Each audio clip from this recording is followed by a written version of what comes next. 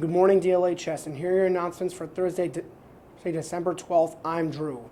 The barricades are up for a reason. Do not move them. Please follow the signs, as this is a safety issue.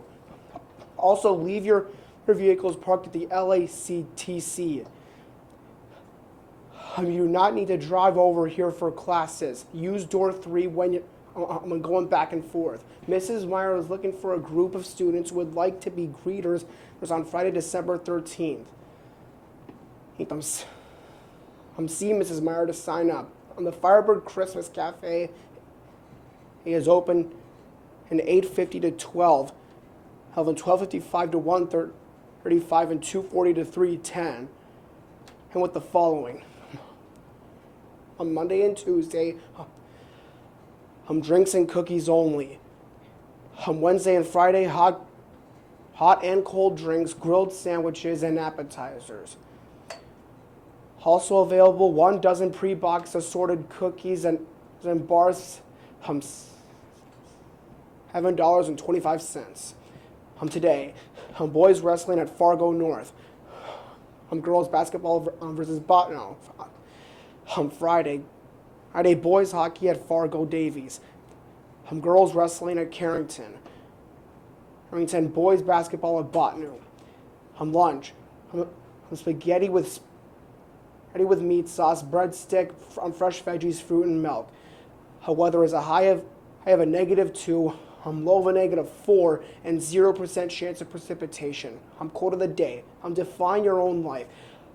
Don't let other people write your script. Oprah Winfrey. These have been your morning announcements. Have a great day.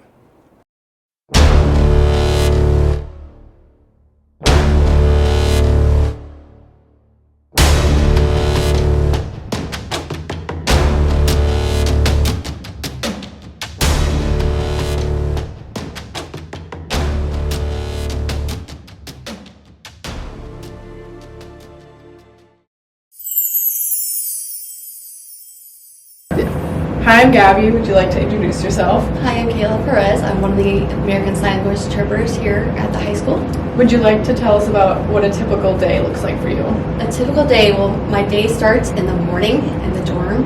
So that means we have kids from ages 3 to 21 can live in the dorm. So I go around and wake up all the kids, getting sure they all get dressed, brush their teeth. It's kind of like being a nanny, doing the kids' hair and stuff before they go to breakfast and get ready for school. How do you ensure that all students feel included while you're interpreting? So while I'm interpreting, I do the model of interpreter called the compliance. So that means where I take the person who is talking and I try to figure out how they would sign.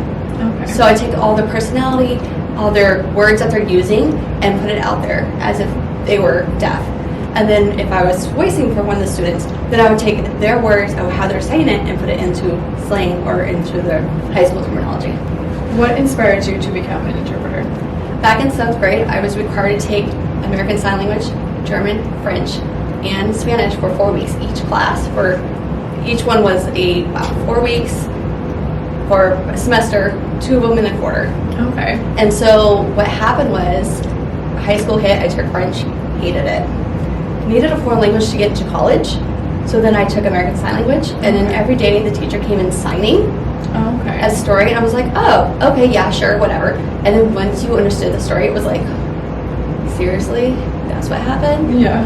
So her story was, she was in the hospital for 3 days. The doctors and nurses were poking at her, and she had no idea what was going on. Her husband was also deaf, and she was like, where's an interpreter? Can you get me an interpreter?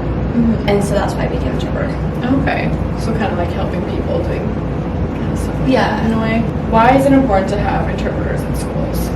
So if we don't have a sign language interpreter, then this kids and your friends who are deaf, they would not be here. They would not be learning. They would just be sitting in class being bored. Or they would be staying at the school for the deaf, and they would just get their direct instruction from their teachers over there. If you could teach the entire school one thing about American Sign Language, what would it be?